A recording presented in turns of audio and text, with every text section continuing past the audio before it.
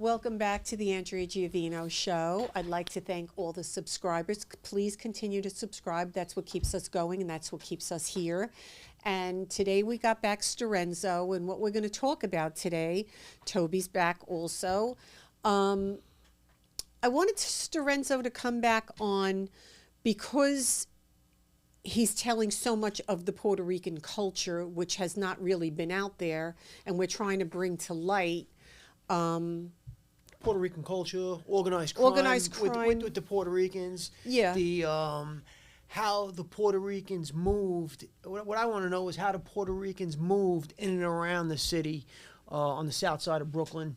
As far as all one that thing, goes. if you know about the Puerto Rican race, it's called the rainbow race, right? It's that one race that has every color of a person in it, right? Mm-hmm. The skin color. Listen, where I grew up at, you knew they were called puntos. A punto is a place where you go and cop heroin or coke, or you had the weed spots. It was normally a building that you walked into. You knocked on the door. Someone opened the door. You said, "Give me a dime. Give me a nickel bag." Remember, and they would open up. You pay them the $3 because the tray bags. They were tray bags. Puntos. Puntos, un punto. Punto, yeah, punto Okay. is a spot, like a spot. Okay. But un punto Where's is a your drug spot. punto? Punto. But so you had all these spots. So I remember, Knickerbocker had them, right? Off of Bushwick had them.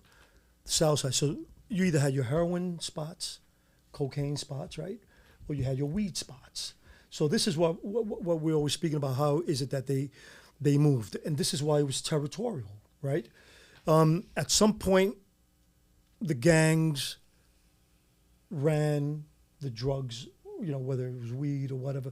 But there was always someone bigger that they were under, right?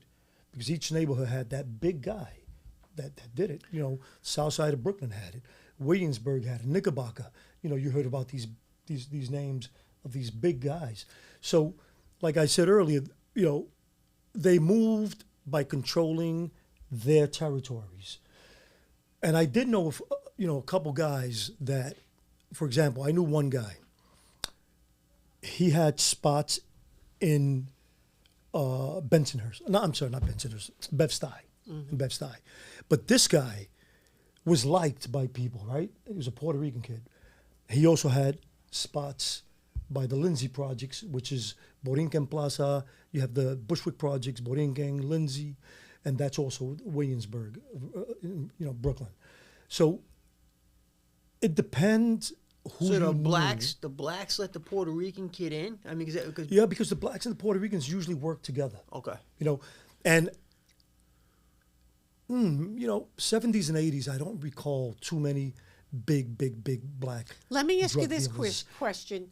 But like in the Italians' organized crime, if a street guy has a problem, he has his captain to go to. The captain goes to the under the boss to handle it. Right. Or if he can't handle it, they eventually go to the boss. But usually, like the soldier goes to his captain. Who, in a Puerto Rican culture, my question is, if there's a problem, who do you go to? They always had street soldiers. They did? Yeah. The Okay. guys that ran, you go to a project, right? That's where you speak about the blacks, right? The blacks held down a lot of the projects. That was their stuff. So they had to be smart to do that. Well, they were. They have to be smart. You heard of guys that were big in the run there in the rap game. These guys, they never hid that they were Jay-Z, Biggie, drug dealers, These guys were smart, and they controlled that. They made enough money off of that project to be able to get out and do what they had to do. Exactly. And I remember, and a lot of times not get caught. and So not- they're right. smart. Well, because, in the projects, you had housing cops as well. Let's say you had 2 cops per block, if that. Sometimes you just had 1 or 2 that controlled 4 blocks. Listen, by the time the cop came, somebody half a block away went.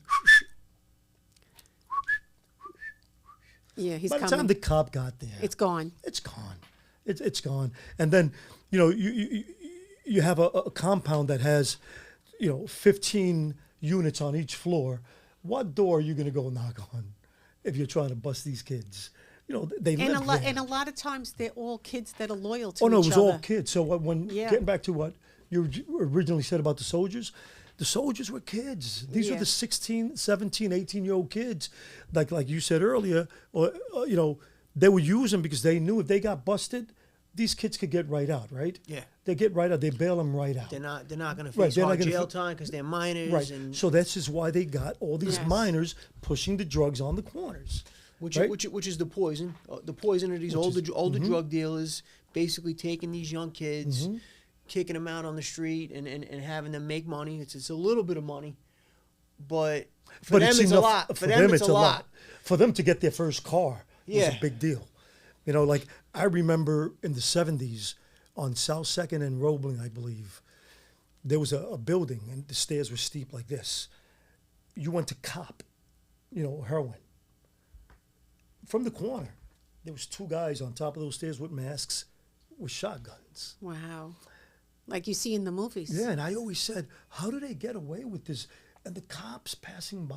They don't want no part of it. They didn't want no They part don't of really it. want no part of it. And this is, you know, they moved this They way now. figured they're going to kill each other. They're not going to get involved in it. Right. Well, why do you think they created the projects? Yeah. To keep these people confined into their own little worlds and do what you want, and you know we'll come by and clean up a murder case. But that's how they confined these people. You know, our people, blacks, Yeah. and because black and brown to me is equal.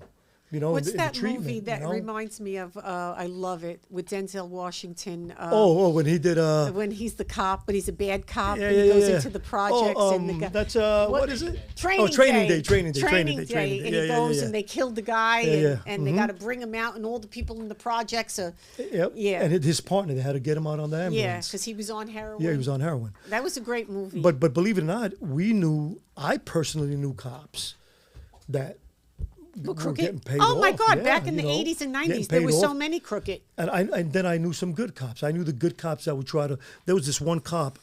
He patrolled Eastern District High School where I went.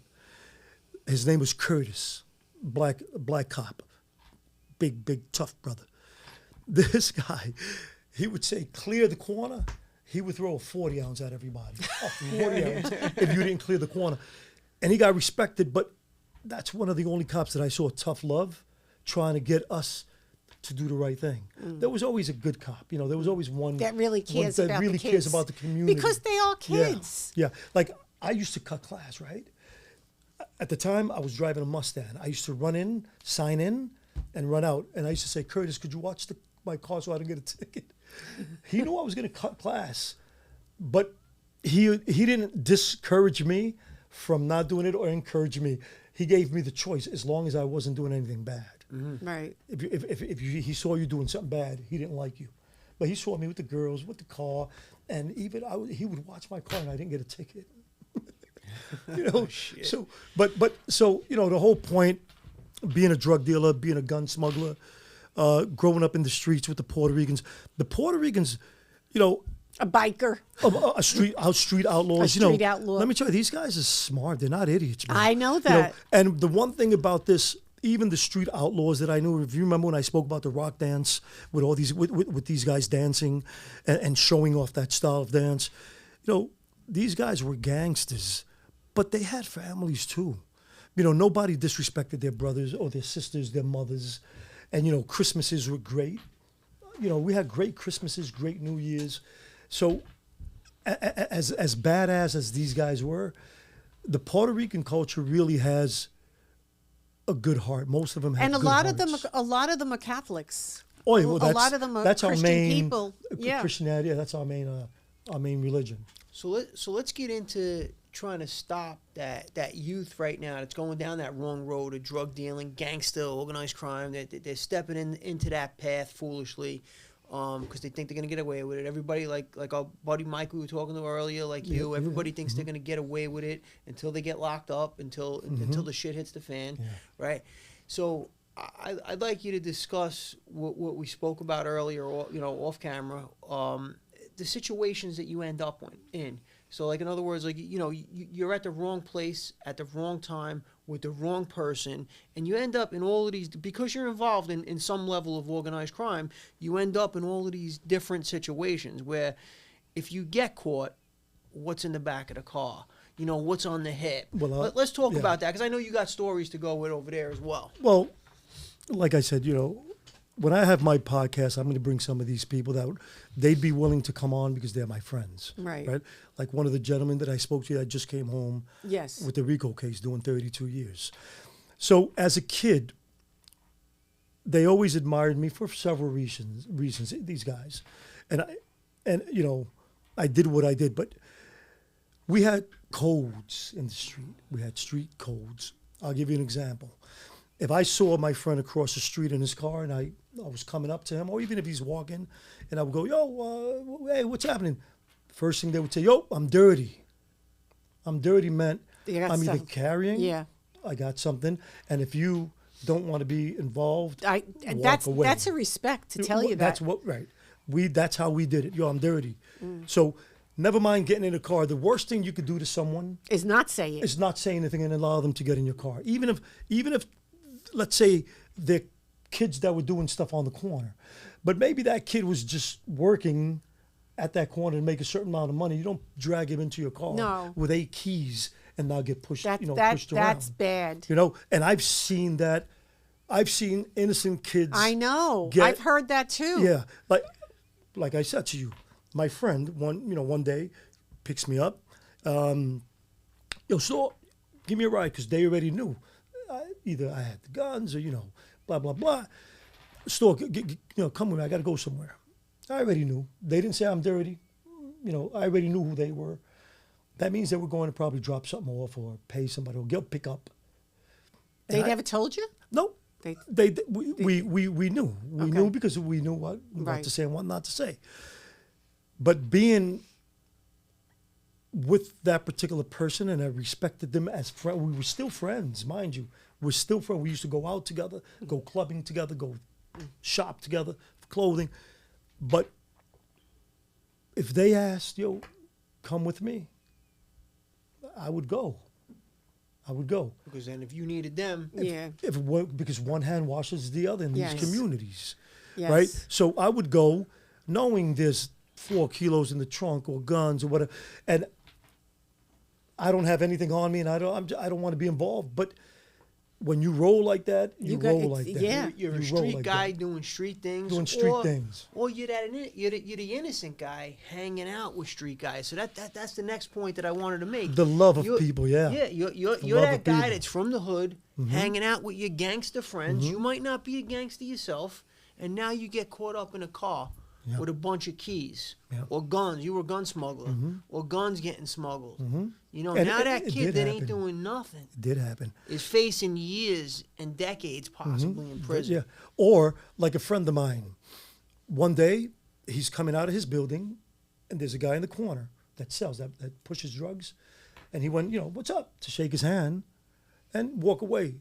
Whoop whoop whoop whoop whoop, because they already were eyeing the guy that's selling drugs. So they got And they that thought- innocent guy? They thought yeah, he because got they drugs? thought he was either buying or selling. Buying or selling. He had nothing. They found him with nothing, right? They still locked him up and put him through the system, and he had to Why? fight that case because corrupt cops. yeah. They were just trying to get as many people involved. If you were on a corner, there were no cameras back then. And I think it what was they, your word against theirs. and plus they like to see who's going to.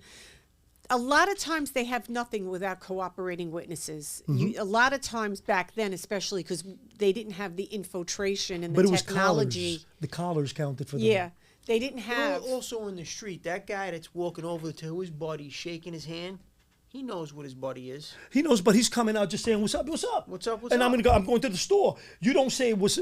If you live in that neighborhood, you got to keep the peace with your with your course, friends, of right? course. You got to keep the peace with your friends. If not, you're in trouble. Right. At the end of the day, Meanwhile, when I was 13 years old, I remember wanting, like, we had no money sometimes, right?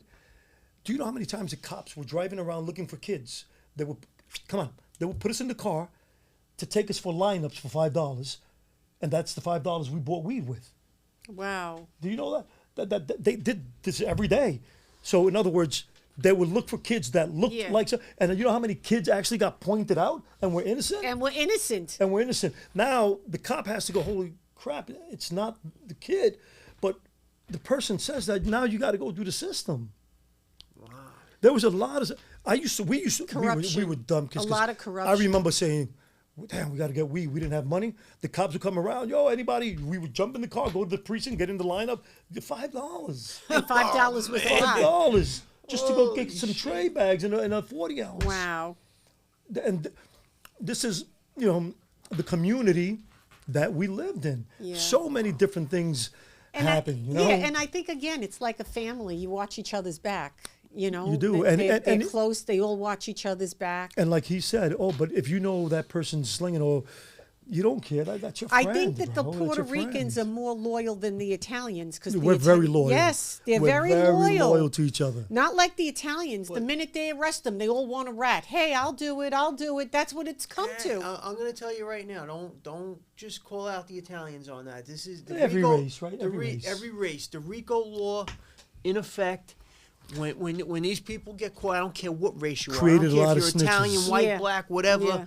Puerto Rican, Chinese. Let me tell you something. When they get caught and you're facing that RICO, 90-something% of them, there's a few guys that won't, because it's the way they're wired, they will not. I was cooperate arrested and on a rat. RICO. Well, you don't really know my. Oh, come on, you're Well, I saw your yeah. stuff. I was arrested on a RICO. I saw that. Most of them will cooperate when they're facing a life sentence or a ridiculous sentence. That's the reality. And if somebody wants to tell me that's not true, or they're a gangster and they don't rat, No. you could say Yeah, that. you can say that But I until you're know there. for a guaranteed fact. Until you're there, yeah. I know for a guaranteed fact, witnessed it enough times and seen it enough times with enough people and spoken to enough, whether it be a prosecutor or a lawyer or whatever the case may be. Oh, yeah. The reality at the end of the day, all of these gangsters, Mm-hmm. I don't care, Puerto Rican, Italian, black, whatever, they're going to cooperate when the To get shit out, hits the yeah. fan and they're pressed and they're in the chokehold of the federal And they're government. facing 40 to Or life. they're facing a state prison and they're not a tough guy.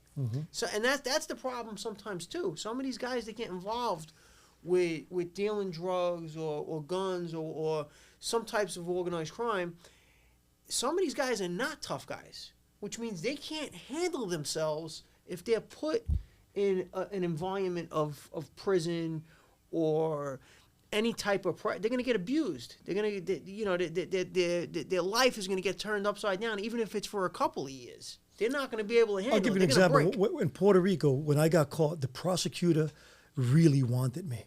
He pressed those two kids. Yeah, I this is remember why the someone story. said in the comment, "Oh, they don't give you 25 for life."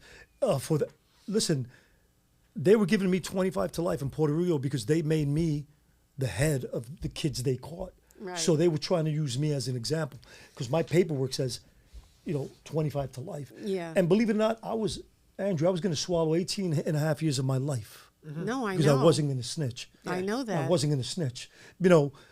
At the end of the day, I have a mother and father that live in the neighborhood where I was at. Sure. I got my brother out there.